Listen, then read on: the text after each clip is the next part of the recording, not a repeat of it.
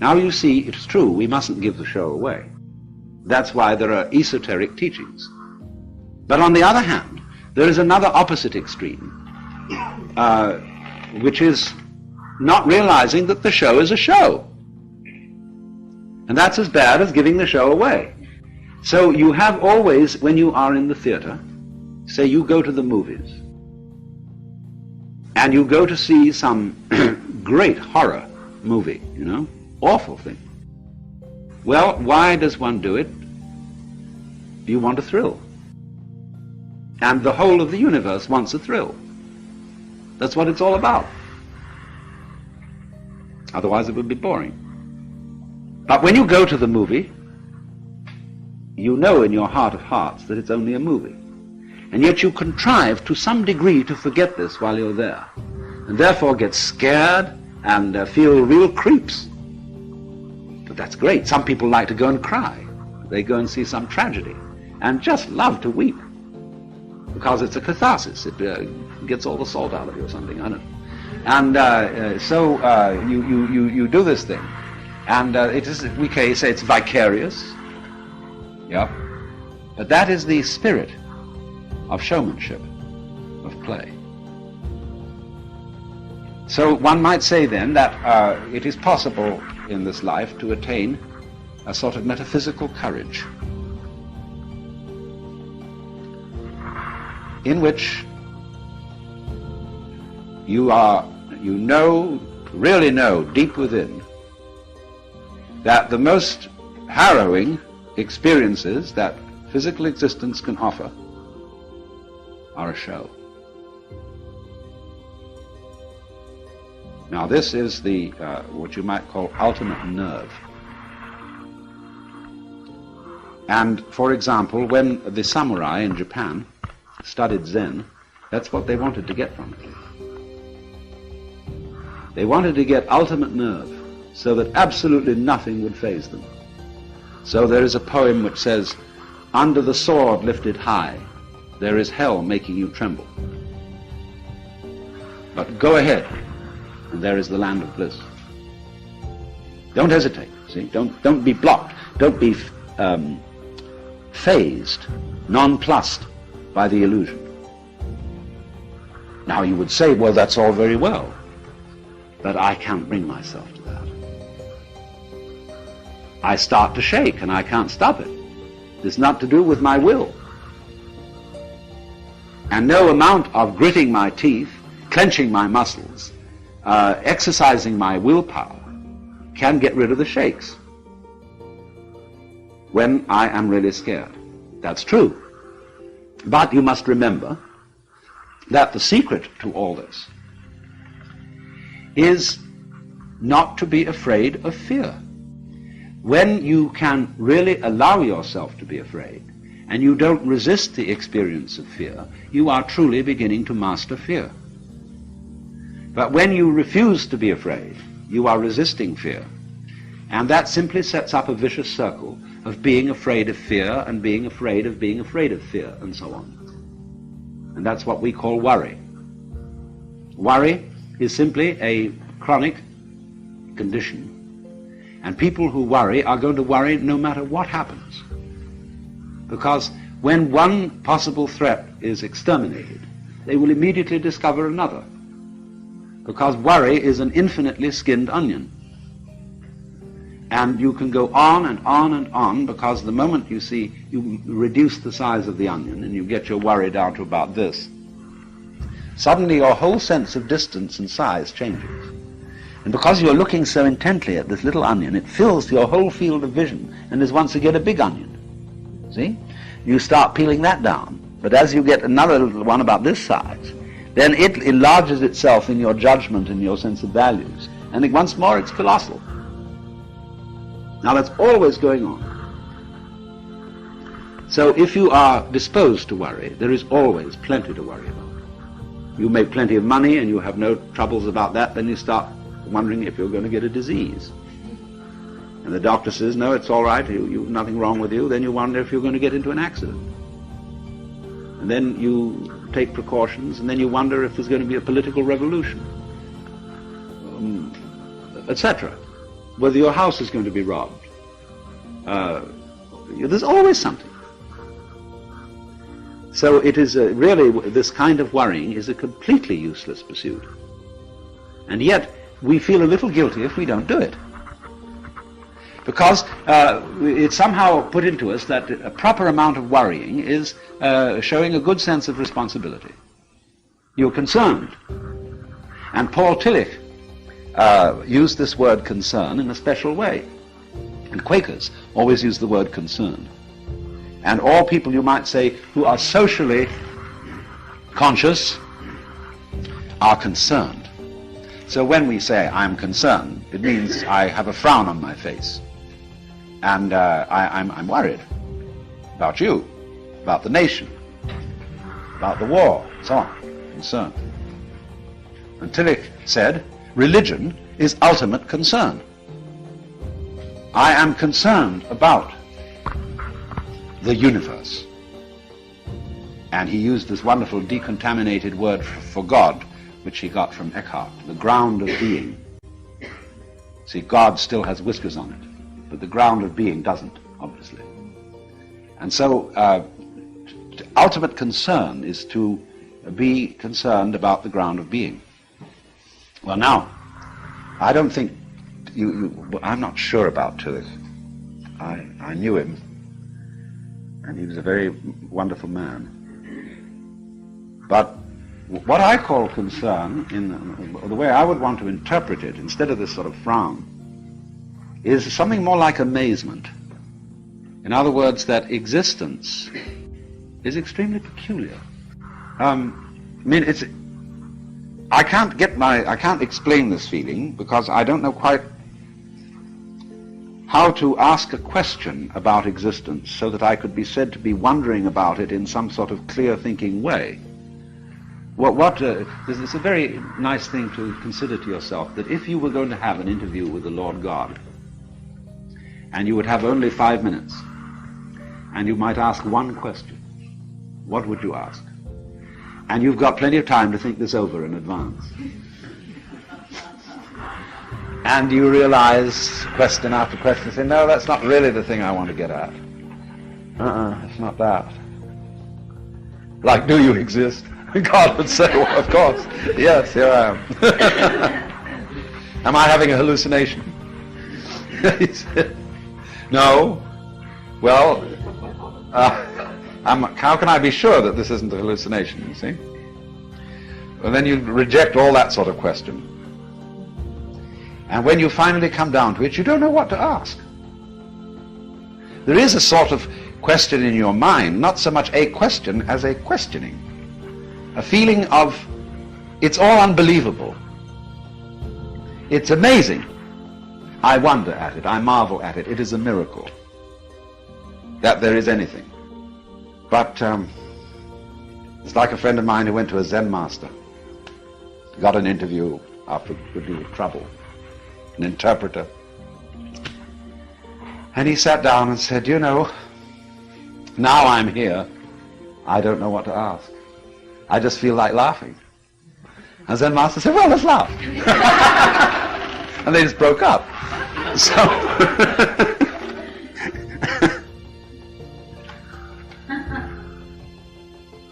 but that feeling, you see, of the marvelousness of being is what I call, or would want to mean by Tillich's phrase, ultimate concern. It's also love is involved in it. See, that's the part of the problem of an abstractionist culture such as ours. As I indicated, we are not materialists, we are abstractionists. A materialist is a lover, and therefore is somebody related to the present. Because you see, you can't love except in the present. When you have under your hands a piece of wood, and you say, my, hasn't that a gorgeous grain, you know, and you fondle it. If it moves, fondle it. And you run over this and think, hey, isn't that gorgeous, you see? Well, you're loving it. It may be that it's an apple in your hand, and you say, I love you so much I could eat you. And you eat it, and you relish it. That's loving in a special way. So concern and love, and there are many forms of love. There's a whole spectrum of different kinds of love, which runs from the red of libido to the violet of divine charity. But all of them are equally important because, as you know, you can't have the violet end without the red end, and vice versa. You wouldn't know what violet was unless you had all the other colors. The colors create each other. So it isn't simply black and white. Between black and white is the spectrum. And just as black and white arise mutually, so you know red in relation to yellow, in relation to green, in relation to blue, and so on. But they all come out of black and white. That's the secret. I think Mr. Land, who invented a camera, made a rather spectacular demonstration of this. So, if then you try to obliterate fear, the fear that black may win, you're working in the wrong way. To attack a fear is to strengthen it. Because immediately you feel guilty if you don't succeed, or you feel inadequate. But fear is something that arises naturally and spontaneously under certain circumstances, just as you will feel warm if you get near a fire. And you can't go up to a fire without some sort of self-hypnosis and then say, well, I refuse to be warm. There's something a bit weird about that. Besides, you often want to feel warm when you get near a fire. No, on the contrary, it is very natural to be afraid. And so if you don't try to knock it down, you don't try to make yourself over into some sort of preconceived idea of what you ought to be, then you're on the track.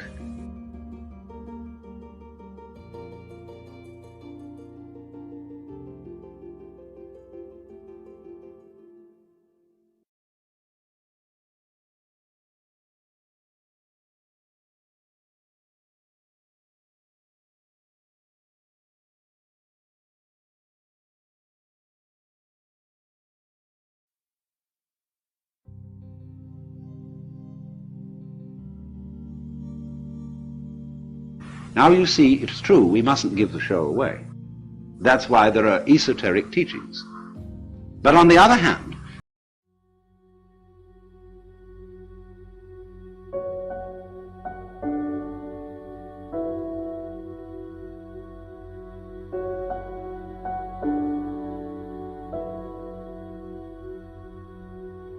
Now, my grandmother was a wonderful person. She taught me how to play the game Monopoly. She understood that the name of the game is to acquire. She would accumulate everything she could, and eventually she became the master of the board. And eventually, every time, she would take my last dollar, and I would quit in utter defeat. And then she would always say the same thing to me. She'd look at me and she'd say, one day, you'll learn to play the game. One summer, I played Monopoly with a neighbor almost every day, all day long. We'd play Monopoly for hours. And that summer, I learned to play the game. I came to understand the only way to win is to make a total commitment to acquisition. I came to understand that money and possessions, that's the way that you keep score. And by the end of that summer, I was more ruthless than my grandmother. I was ready to bend the rules if I had to win that game. And I sat down with her to play that fall. I took everything she had. I destroyed her financially and psychologically. I watched her give her last dollar and quit in utter defeat. And then she had one more thing to teach me. Then she said, now it all goes back in the box. All those houses and hotels, all the railroads and utility companies, all that property and all that wonderful money. Now it all goes back in the box. I didn't want it to go back in the box. No, she said, none of it was really yours. You got all heated up about it for a while. But it was around a long time before you sat down at the board. And it will be here after you're gone. Players come, players go. But it all goes back in the box. Houses and cars.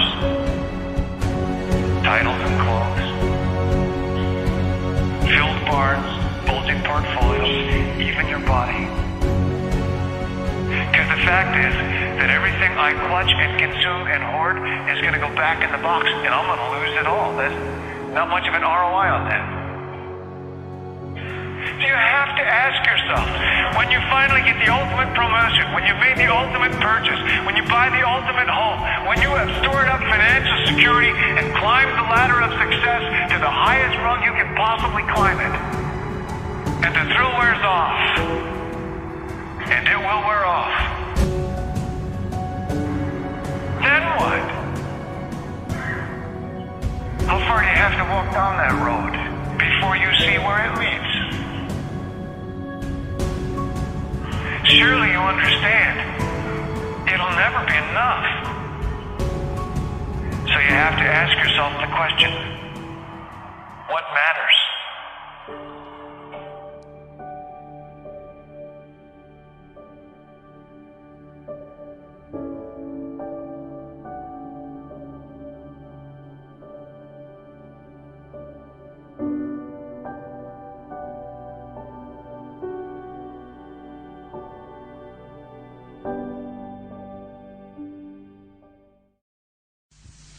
If I were the devil, if I were the devil, if I were the prince of darkness, I'd want to engulf the whole world in darkness, and I'd have a third of its real estate and 4/5 of its population, but I wouldn't be happy until I had seized the ripest apple on the tree, thee. So I'd set about, however necessary, to take over the United States. I'd subvert the churches first. I'd begin with a campaign of whispers. With the wisdom of a serpent, I would whisper to you as I whispered to Eve, do as you please. To the young, I would whisper that the Bible is a myth. I would convince them that man created God instead of the other way around. I would confide that what's bad is good and what's good is square. And the old I would teach to pray after me, Our Father, which art in Washington. And then I'd get organized. I'd educate authors in how to make lurid literature exciting so that anything else would appear dull and uninteresting. I'd threaten TV with dirtier movies and vice versa. I'd peddle narcotics to whom I could. I'd sell alcohol to ladies and gentlemen of distinction. I'd tranquilize the rest with pills. If I were the devil, I'd soon have families at war with themselves, churches at war with themselves, and nations at war with themselves, until each in its turn was consumed. And with promises of higher ratings, I'd have mesmerizing media fanning the flames. If I were the devil, I would encourage schools to refine young intellects, but neglect to discipline emotions. Just let those run wild. Until before you knew it, you'd have to have drug-sniffing dogs and metal detectors at every schoolhouse door. Within a decade, I'd have prisons overflowing. I'd have judges promoting pornography. Soon I could evict God from the courthouse, then from the schoolhouse, and then from the houses of Congress. And in his own churches, I would substitute psychology for religion and deify science. I would lure priests and pastors into misusing boys and girls and church money. If I were the devil, I'd make the symbol of Easter an egg and the symbol of Christmas a bottle. If I were the devil, I'd take from those who have and give to those who wanted until I had killed the incentive of the ambitious. And what'll you bet? I couldn't get whole states to promote gambling as the way to get rich. I would caution against extremes in hard work, in patriotism, in moral conduct. I would convince the young that marriage is old-fashioned, that swinging is more fun, that what you see on TV is the way to be. And thus I could undress you in public, and I could lure you into bed with diseases for which there is no cure. In other words, if I were the devil, I'd just keep right on doing what he's doing.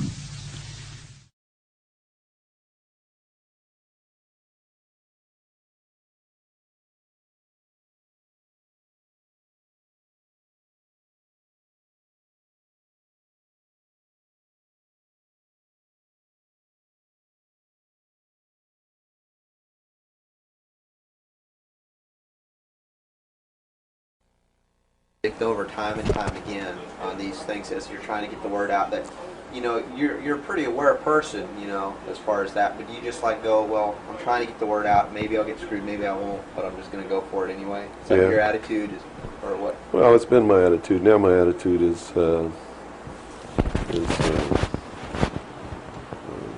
just don't want that to happen anymore, you know. Mm-hmm. So I'm very reluctant to believe what anybody tells me anymore. Right.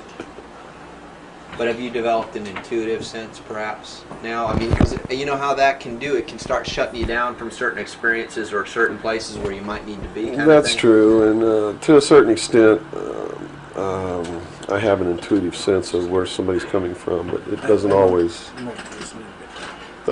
work. You know, that's what makes a con man a good con man, is that you get the perception that they're telling you the truth. Okay. And so someone who's really good at it, right, can snow you. Mm-hmm. Or me, anyway. I don't know about you. Hold on 1 second. Let me grab my...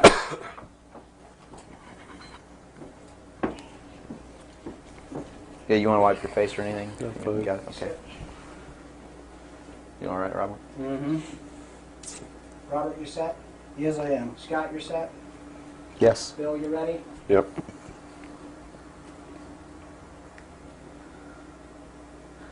Bill, well, thanks for agreeing to the interview.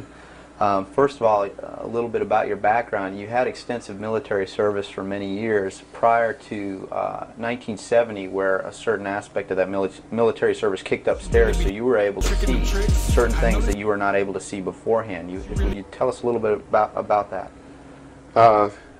It actually started much longer in my past than that. I was reared in a military family. My father's an Air Force colonel. He's retired now. He was a command pilot.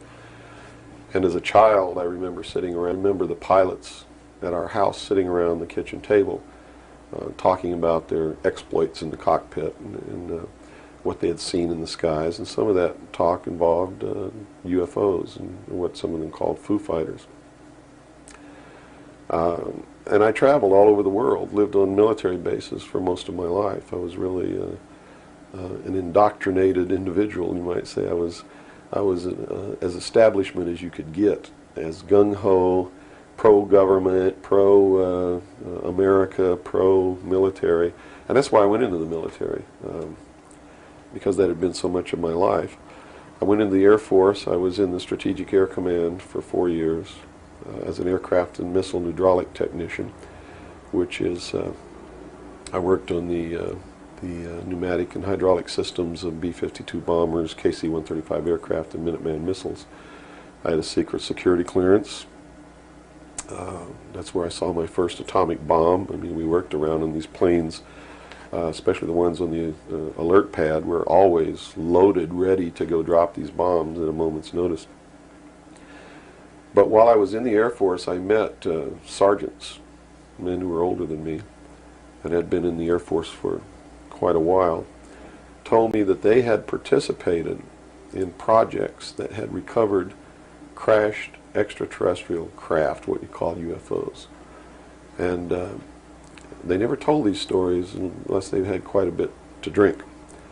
So I never really believed it. I thought, well, these guys are running a scam on me, you know, even though I'd heard about these things when I was a kid.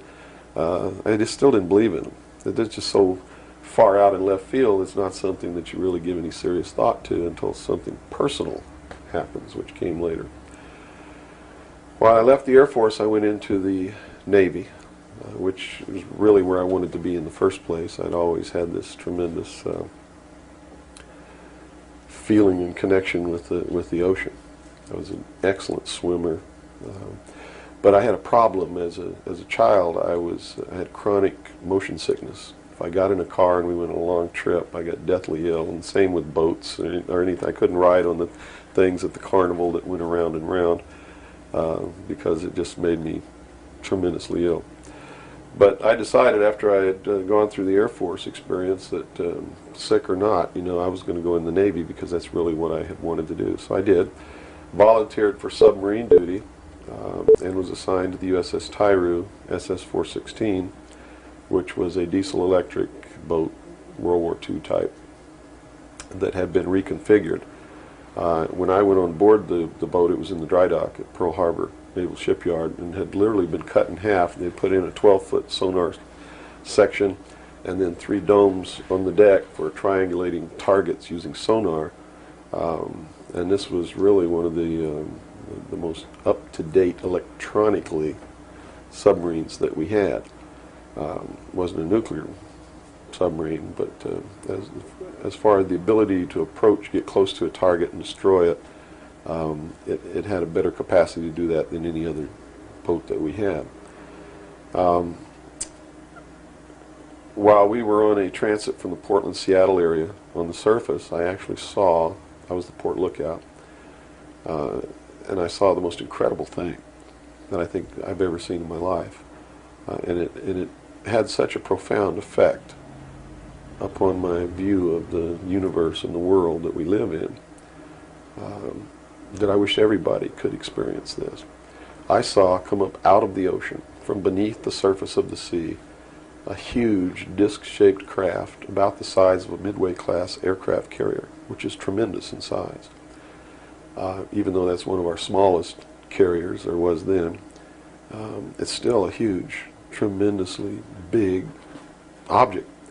Came up out of the ocean and rose into the air and tumbled on its axis and went up into the clouds, and I was awestruck, dumbstruck. And I mean dumbstruck literally. I could not utter a sound. And my first impulse was to tell the officer of the deck that I'd seen a flying saucer, and then luckily for me I couldn't talk, because on second thought that's not what I really wanted to say, because I didn't want to be the only Looney Tunes character on a submarine with a tight-knit crew that you had to live in close quarters with, because that's a hell of a way to live. So I told the officer of the deck that I'd seen something about 15 degrees off the port bow at a relative distance of about 2.5 nautical miles. And he began to look in that area. And the starboard lookout had heard me tell him this, and he began to look over there. And while we were all three watching, either the same craft or another one exactly like it came down out of the clouds, tumbled again on its, why it did this maneuver, I don't know, but every single time it did it. It's like it came down in this attitude, and then it flipped over, and then entered the water. And the water just appeared to open up in front of it. It's just like the account in the Bible about the parting of the Red Sea. That's exactly what happened. The sea actually parted, and this thing went into the water, and it closed up behind it. And this big spray went up into the air. But it wasn't a spray from the craft hitting the water. It was a spray from the water coming back in to fill up this hole that had been created. And again, I'm thinking, this is incredible. What are we looking at here? And it was metal. It was a machine, and it wasn't glowing or anything like that. It didn't have any lights on it that we could see. But it was obviously metal, and it was obviously a machine. And although I can't tell you that there was anyone inside of it, I believe that there was. And it did something that, as far as I knew, was absolutely impossible. I'd been in the Air Force. I'd worked on the state-of-the-art of our aviation capabilities, and here I was on the deck of a submarine in the conning tower, and I knew what we had to be able to have to go underwater, and I knew that the two were incompatible. Here's something that came from under the water and flew in the air and performed maneuvers, and then came back down and interfaced with the water at tremendous speed and remained intact, which realistically it never touched the water. The water sort of magically opened up in front of it, but something had to interface with that water. Anything that we had that interfaced with the water in that manner would have been disintegrated. It's like hitting a brick wall. So I was looking at a technology that, as far as our laws of physics and what we knew at that time, didn't exist. This was in 1966. Ensign Ball was as shocked as I was. He called the captain to the bridge, who came up with the chief quartermaster, who brought a camera. And we all stood there and watched this occur over and over again for about 10 minutes. And I still to this day don't know if it was the same craft or a whole bunch of different craft going in and out of the water. But it seemed like that there was a hell of a lot of traffic on that freeway right there. And we were watching it as we went by. We never changed course. We never lowered or increased our speed. We made no attempt to communicate or signal. We made no attempt to get closer. And eventually, it just stopped. We were told not to discuss it with anyone, not even amongst ourselves, which was incredible. I never had been told anything like that in my life. You know, you can't talk about something. And to be told that we couldn't even talk about it amongst ourselves was even more extraordinary, I thought. But we didn't. We didn't talk about it. When we got to Pearl Harbor, all the time the chief quartermaster was taking pictures of this. So I know photographs were made. What happened to those photographs, I have no idea. But when we reached Pearl Harbor, we were not allowed to go ashore to go on liberty, even though we didn't have the duty. And about 2 hours after we berthed at the submarine base, a commander from the Office of Naval Intelligence came on board and debriefed each one of us individually in the captain's stateroom. And the ultimate outcome of the debriefing was that we didn't see anything, we didn't hear anything, and we had to read rules and regulations that told us that if we ever talked about what it was that we didn't see, that we could be imprisoned, we could be fined $10,000, we could lose all pay and allowances due or ever to become due. And I learned at that moment that the United States Navy didn't want anybody to know about what we saw, and that severe consequences could come down around the neck of anybody who did. And that was when I understood fully that, yeah, there's a real cover-up. These things do exist, number one, and at least the United States Navy doesn't want anybody to know about it. And there's stiff penalties for anybody who bucks that. Mm-hmm. Moving forward a few years from, what, 1966, I believe, you gained a special security clearance that revealed to you certain documents, or were revealed to you, or that you saw, yes, relating to this very cover-up. To this and many other things. I was eventually trained by Naval Security and Intelligence, and I was given a secondary NEC, which is Naval Enlisted Code, which was 9545, which is Internal Security Specialist. And an internal security specialist is someone who protects classified information, and protects areas, so to speak. And I had a specialty, which I was trained in, which was Pacific Area Intelligence Briefings. And I was eventually assigned to the Commander-in-Chief of the United States Pacific Fleet, who was Admiral Bernard Clary at that time, and served as a member of his intelligence briefing team. And basically all that means, we really had a wonderful job. You come in about 4 o'clock in the morning and you go through all the message traffic and everything. And what you do is what we did was we prepared an updated briefing on everything that was happening in his half of the world, which he commanded the naval forces and marine forces, as a matter of fact. And put all this together in a briefing where we would update him on ongoing operations, brief him about operations that were scheduled to begin, political situations, deployment of Soviet forces, naval forces, everything. And after the briefing was finished, between 8 and 10 o'clock in the morning, then we were done. You know, we were finished. It was what you call fat cat duty or gedunk duty in the Navy. It's got all different kinds of names. It's just really a wonderful job.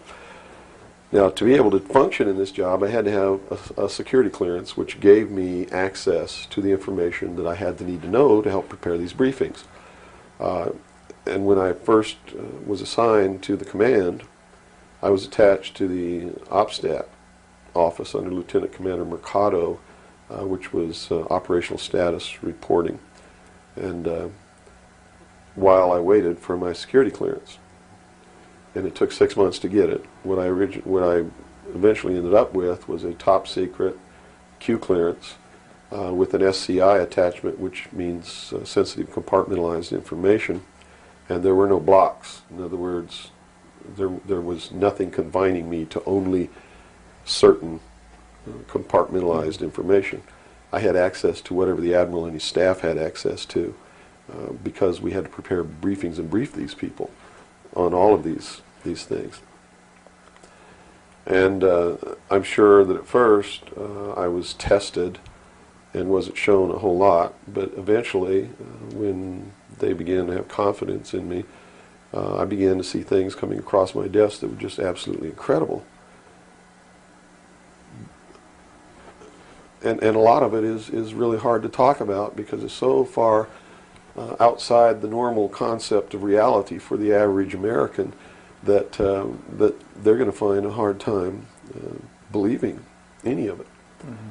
But I saw documents that were labeled under the classification top secret, and the compartmentalized, or the compartment that was put into was called MAGIC, M-A-J-I-C, mm-hmm. Which told me that UFOs are real, which I already knew. I'd seen one. Right.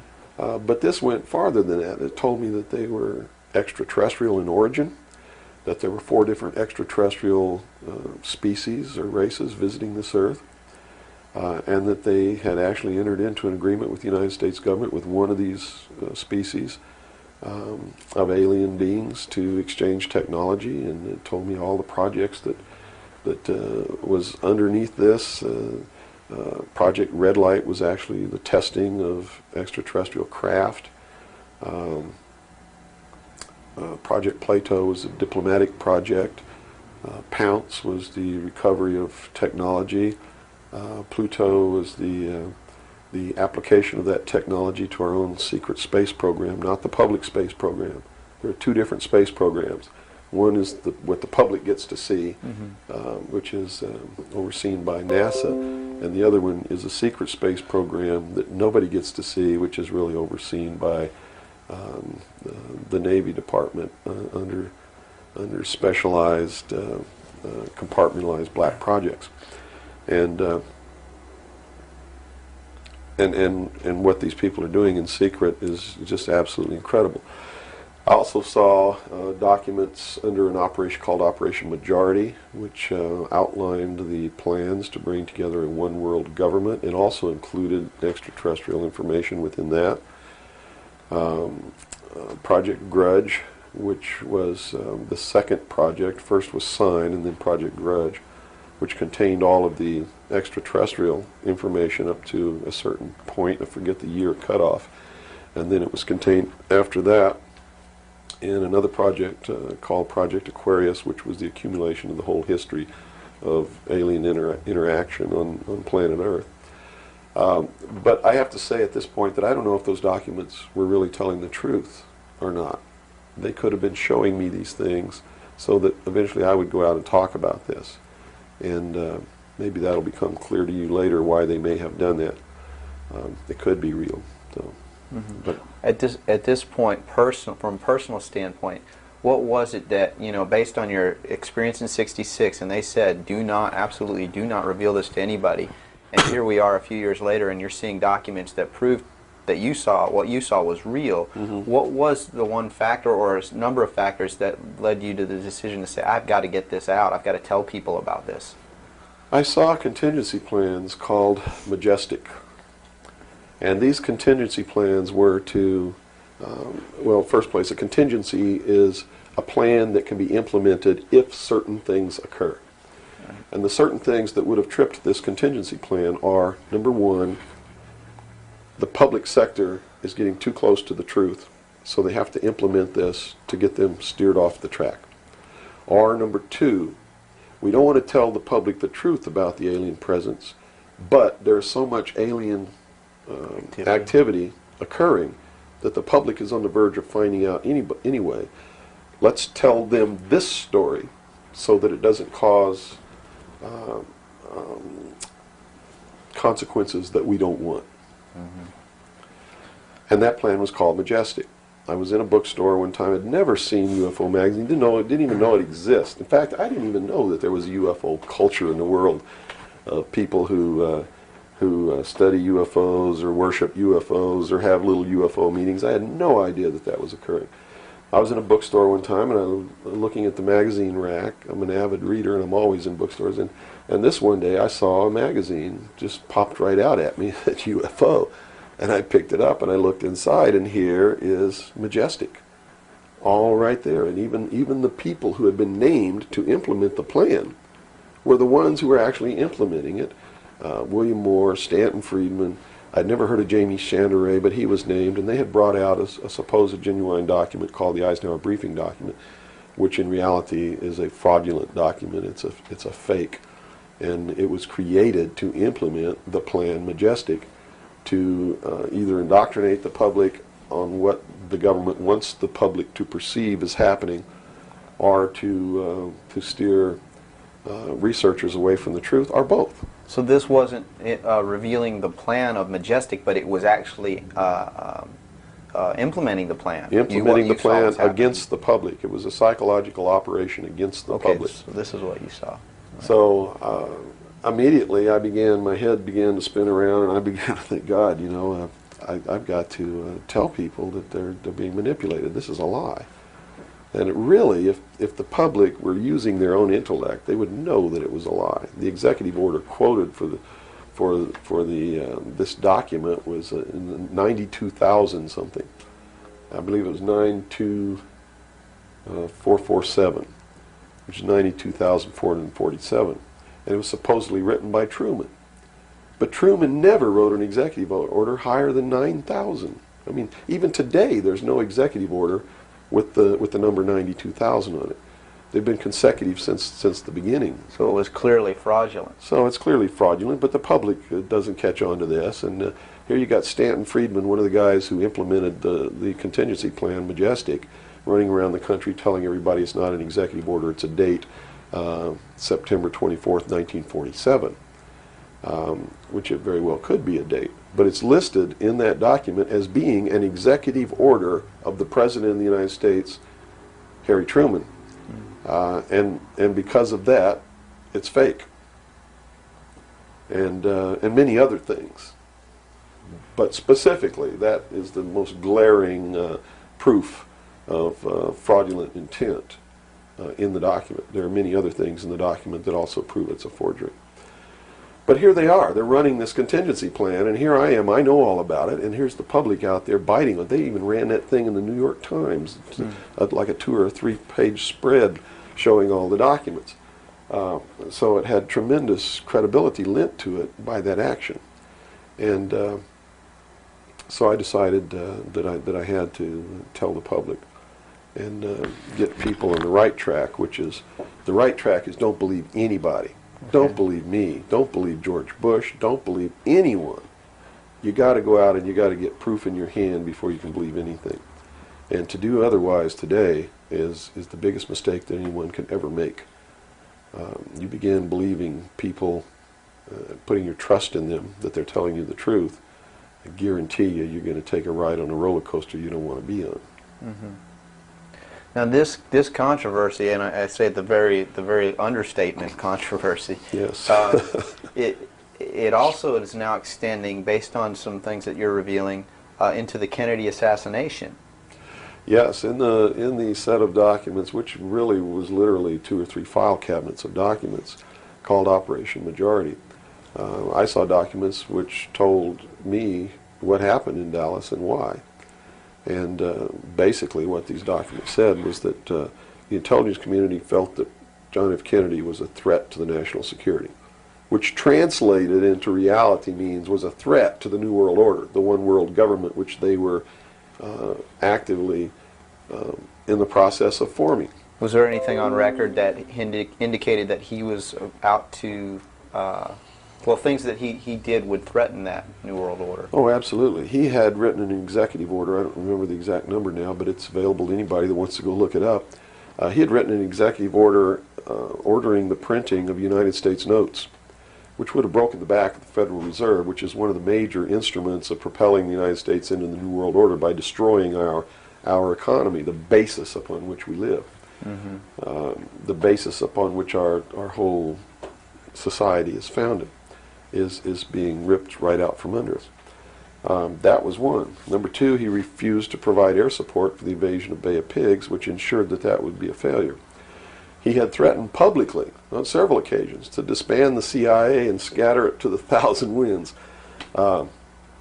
He had ordered, in the documents that I saw, he had ordered the intelligence community prepare a plan to disclose the truth about UFOs to the public. Now, I don't know what that truth was. Could be that maybe there are no extraterrestrials. But whatever the truth was, he had ordered a plan to be prepared that that disclosure was going to be done according to that plan within the following year.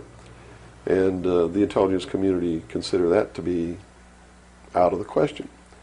And according to the documents that I saw, his assassination was ordered by the policy committee of the Bilderberg Group, which is really the secret world government, and was carried out by agents of Division 5 of the FBI, the Secret Service, the Central Intelligence Agency, and the Office of Naval Intelligence, of which I was a part, in Dallas.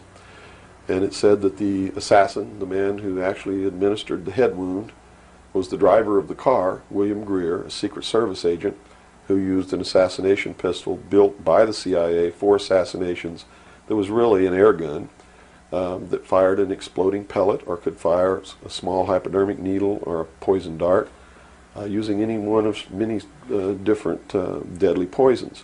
Specifically, it said that he fired an exploding pellet which contained shellfish toxin, and that the act was plainly visible in a film withheld from the public. I looked for 16 years to find that film, and I finally found a copy that showed William Greer turn around and shoot the president.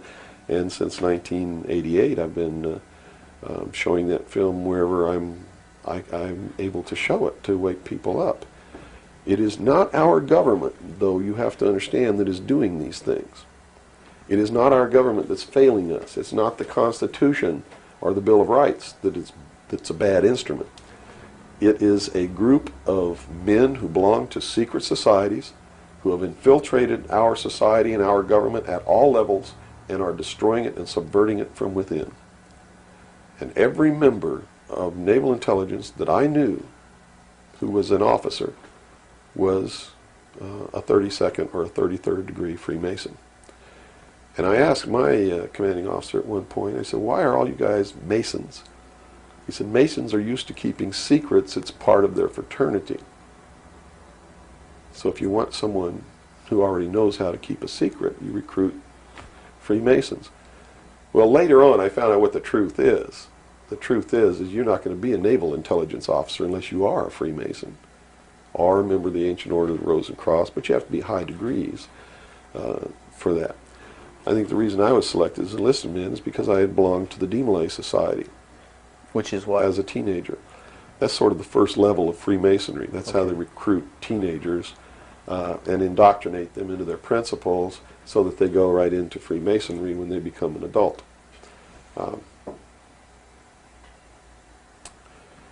So basically that's the story. Yeah. Okay.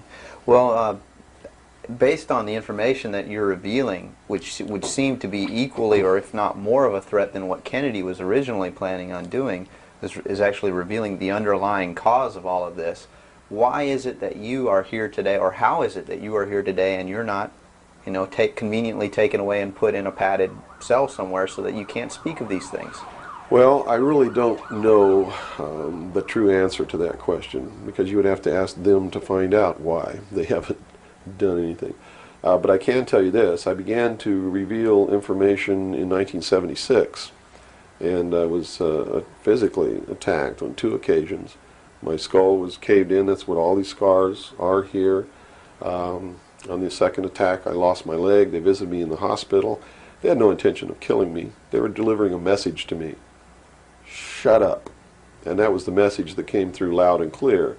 And 2 men who identified themselves with identification cards who belonged to the Defense Investigative Service, which is really the Defense Intelligence Agency, asked me if I was going to shut up or they were going to have to do it right.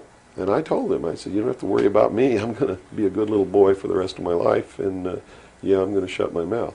And I did for 16 years, kept silent until I saw this UFO magazine in a bookstore, which indicated that they had implemented the contingency plan called Majestic. But if you want to know what I think the reason is, I believe that there are several. One, they've had a plan that's been in force since the 40s to debunk, ridicule, destroy anybody who ever talks about these subjects. And the public has been thoroughly indoctrinated that if you talk about any of these things that I'm talking about, you're just another nut. So the public, by and large, doesn't pay any attention to it. So in that sense, I'm not a threat. If the president had come on television and said, hey, this is what's going on, then they would have listened and they pay attention to it. But people like me, they perceive me as being just another loony bin, fruitcake, nut, which I assure you I'm not. But that's the perception that they've been brainwashed into believing. And so that's what they believe. Number two, I am so much in front of the public from the very beginning when I began to talk.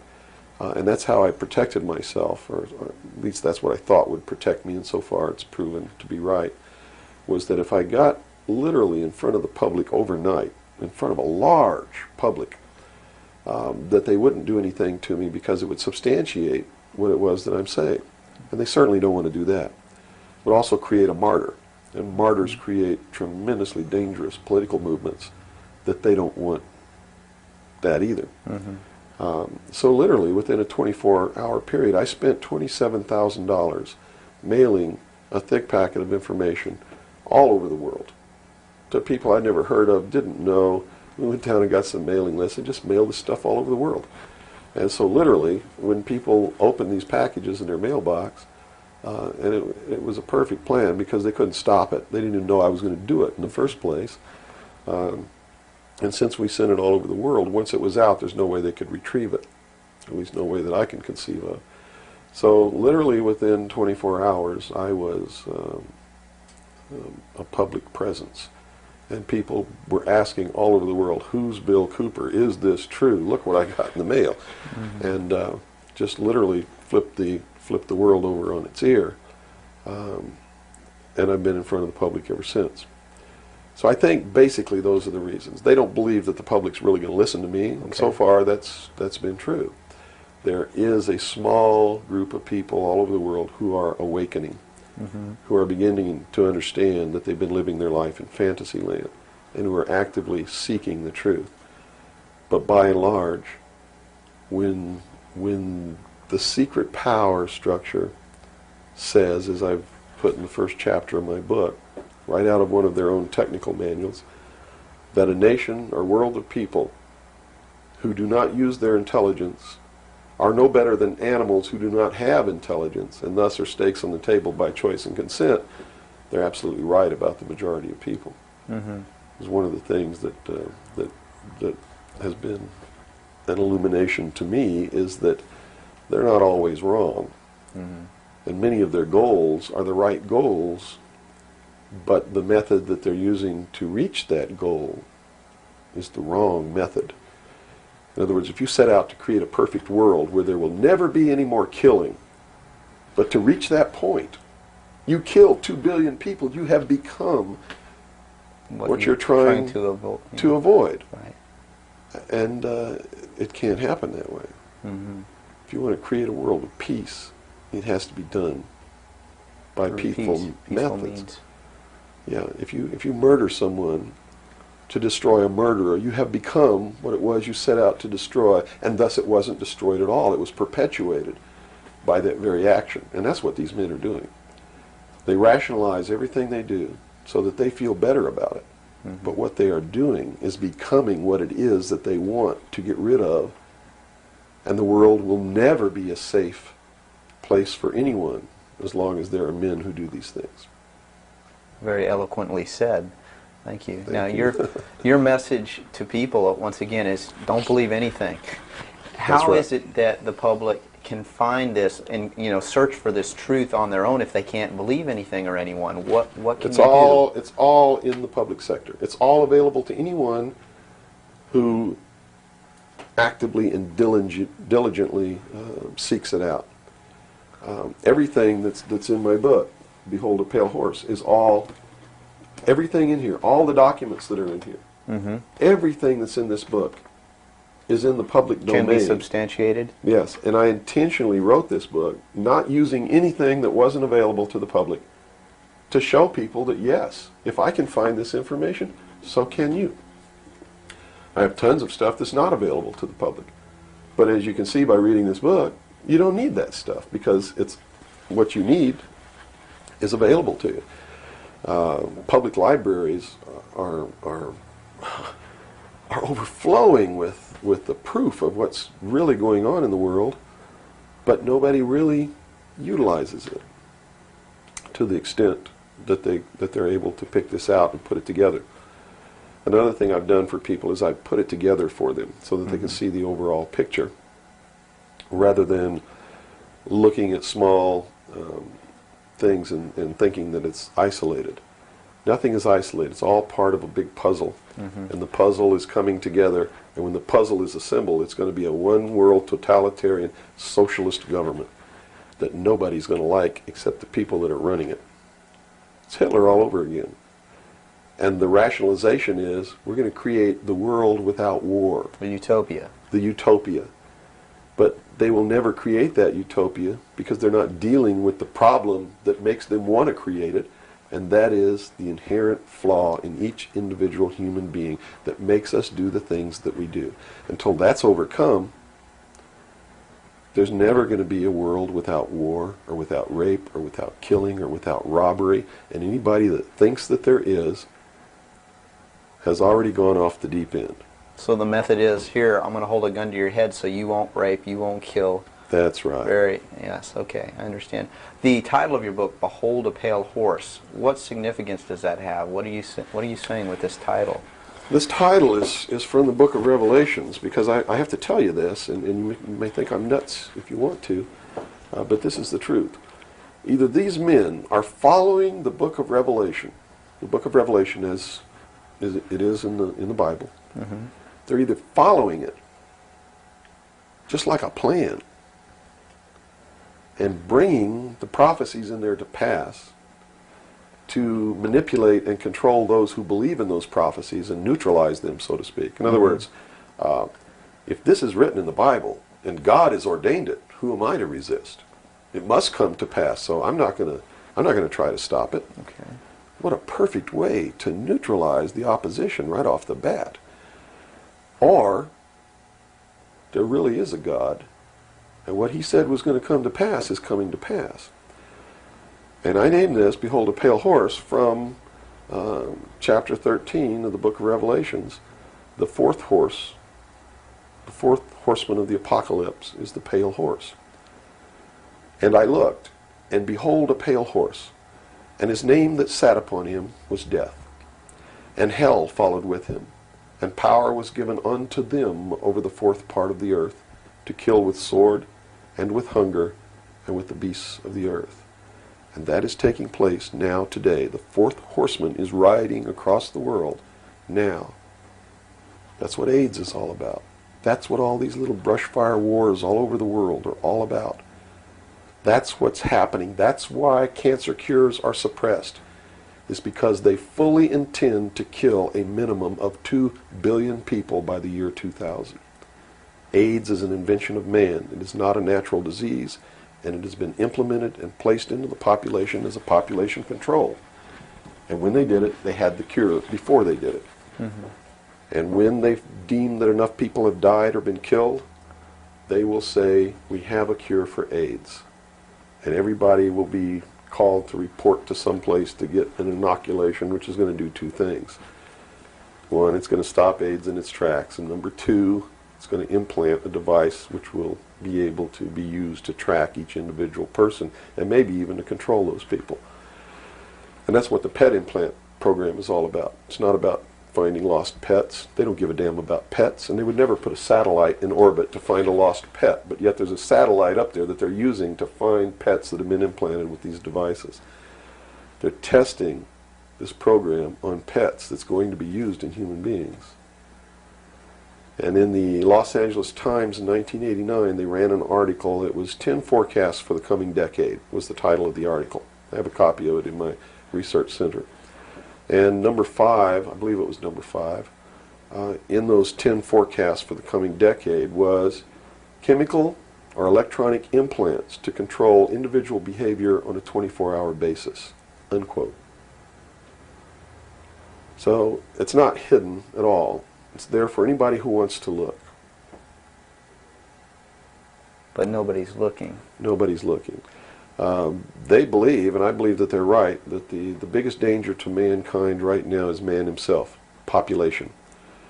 A study in 1957 told them that by 1990 the world population would double in 33 years.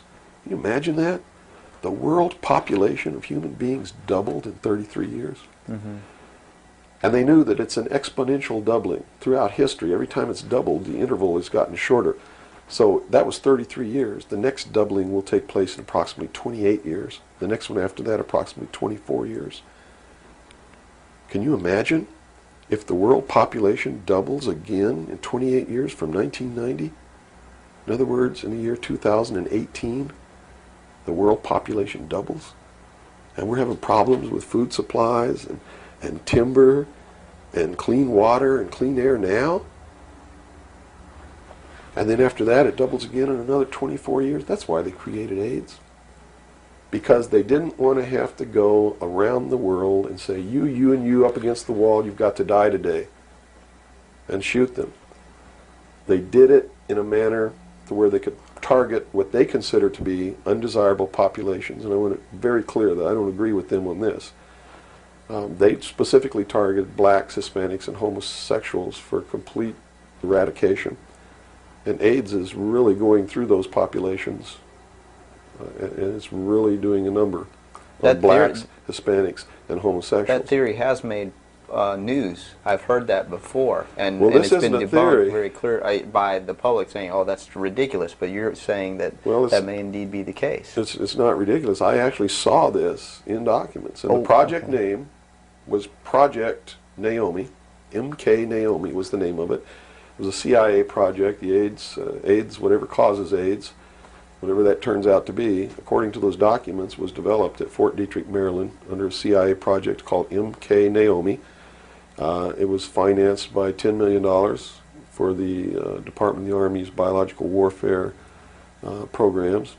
It was carried out, supervised by the CIA, carried out by scientists who worked for the Special Operations Division of the Department of Defense.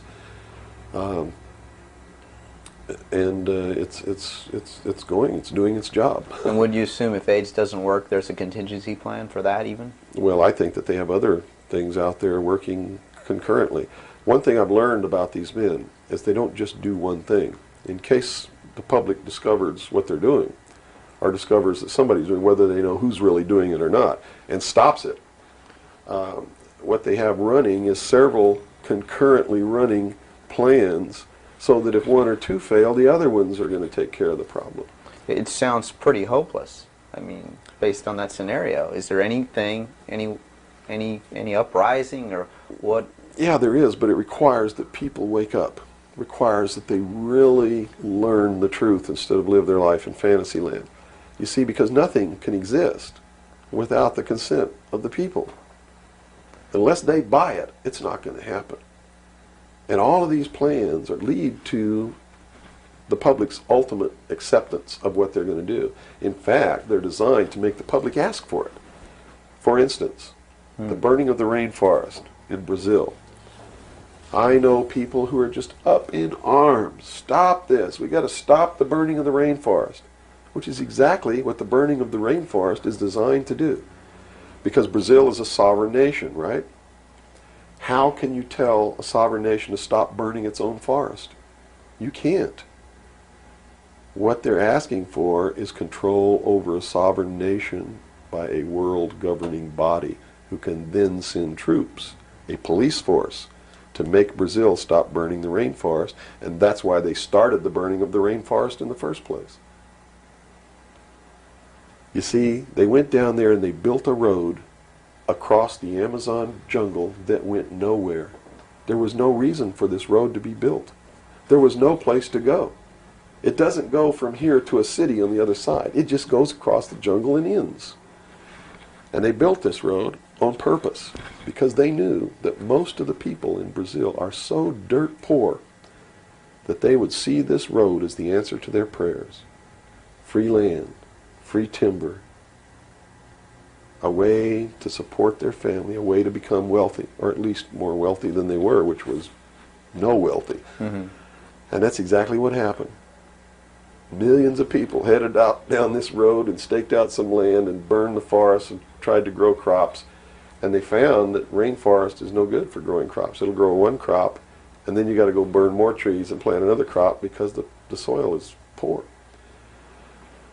And that's what's happening.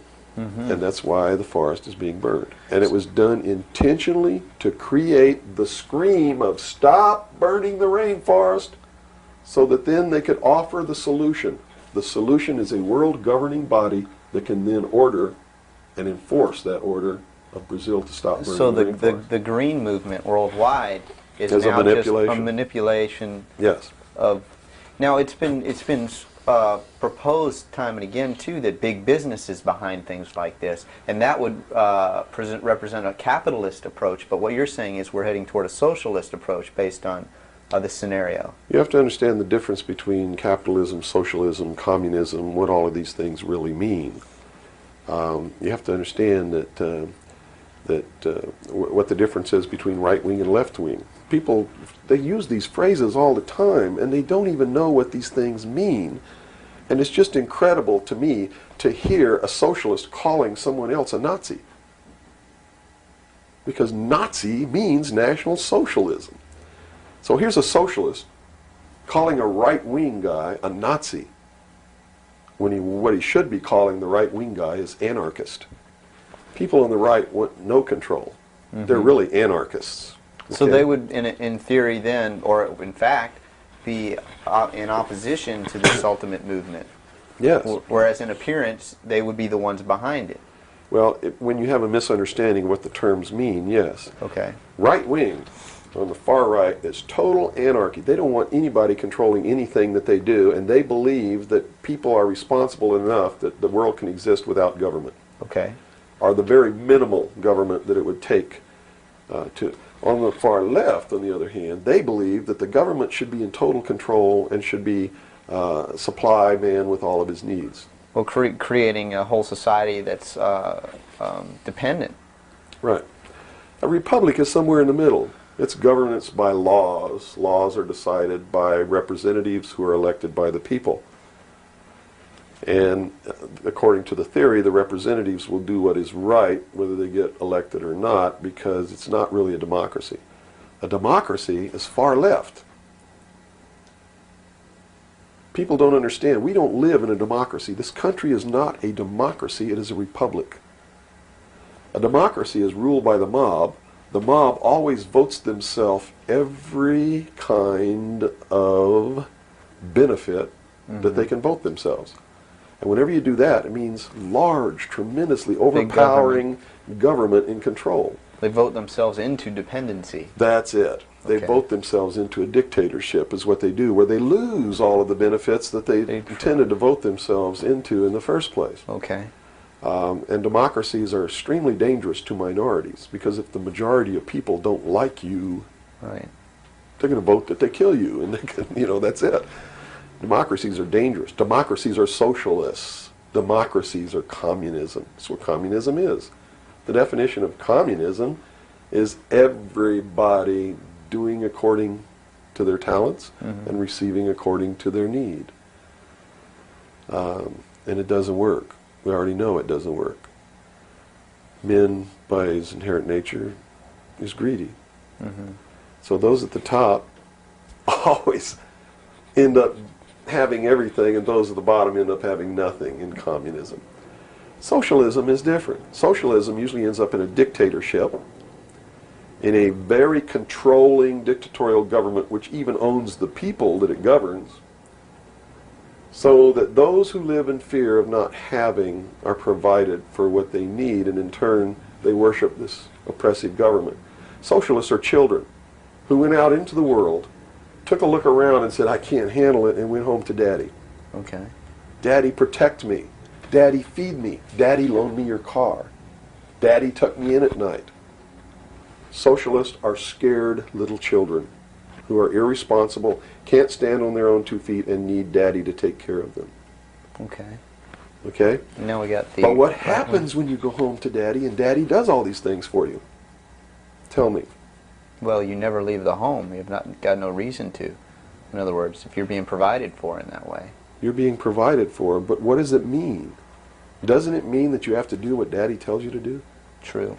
Doesn't You're mean you under have to his be in rules. when Daddy tells you to be in. Doesn't it mean that you can't drive the car to the next town if Daddy tells you you can't. Doesn't it mean that if Daddy tells you to take out the trash, you better take out the trash? Are you beginning to understand the concept? When you ask for favors from Daddy, you have to give up freedom in return. Right. Okay. So socialism always leads to repression of liberty, freedom, equality. All of those things fly out the window so that you can have free health care, so that you can have a place to live but you don't have to pay the rent, so that you can have food given to you by the state. And that's where we're headed. Right in this country right now, we're almost totally socialist, and now people are screaming for a national health care policy, Right. health care insurance. Now, the other aspect, once again, I'd like to go into is the anarchy or the right wing, which we just into that similar. Anarchists believe that they can be responsible, that they won't hurt other people, Okay. that your freedom never ends until it begins to infringe upon someone else's freedom, and that no one should have any control over that there should be no speed limits on the highways. The problem is that, again, just like on the socialist side, you have people over here that are human, and human condition means that ultimately somebody's not going to be responsible, that they're going to drive too fast when they've had too much to drink, and they're going to kill innocent people. The answer is a balance. You know, the law of the universe says this. It's a law of physics, really, and everybody can understand it. For every action, there is an equal but opposite reaction. There can be no good unless there is evil. There can be no man without a woman. You understand the concept? Based on that, the theory of a utopia here on Earth is corrupt right away. Absolutely. It goes against the laws of physics. It goes against the law of the universe that there must be two opposing forces all the time in every instance, because that's what makes the universe work. That's what makes everything work. What we need to do is stop trying to go way over here and establish some utopia of freedoms, or way over here to establish some repression of freedom so that we make sure that we got something on the table to eat. And strike a balance between the two that works. And stop withholding information. What makes it difficult for anyone to succeed or live, or for us to really come together and have peace in this world, are all of these people who think that they are the guardians of the secrets of the ages, and have only them have truly mature minds, so only them are worthy of knowing the secrets and the real science and the real metaphysics and all of these things. So they repress it and they keep it secret, so the rest of us live out our lives and we don't know the truth of what life is really all about. Therefore, we're always stumbling over each other and getting in each other's way and doing the things that we profess that we don't want to do, simply because we don't have access to the truth. If we had access to the truth, now I got to tell you this, back when these men first began establishing these societies, these mystery schools, and suppressing information, the common man was uneducated, did not have an intellect capable of understanding these secrets. They were really beasts of burden for the most part, and they lived their whole life in toil. Right. But things are not that way now. Most people have a good education. They have a good mind. They're capable of understanding if they're taught, and if they're taught correctly. And I think it's time to teach people what the truth is, and quit hiding it, so that we can come together as one humanity and make a balance and live together in a balance. You know, evil's never going to disappear, neither is good. But we can maintain a balance and life can be good.